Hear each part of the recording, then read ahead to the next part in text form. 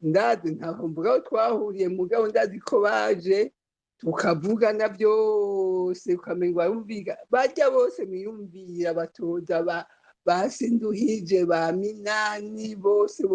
abantu bose banyapolitike twari kumwe.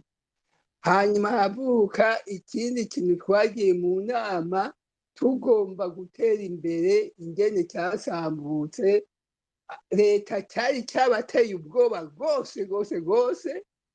gushika hamwe jewe ngenda ni Geneve ngahura na ambasaderi yari muri Suisse yitwa Renova yahora ari procureur imuramvya hamaza kuba procureur wa Bujumbura Meri mbere n'igihe navuga ibintu bya Safisha niwe hatwe kumfunga ampamagara mugabo we mu Burundi siwe bari bamutumye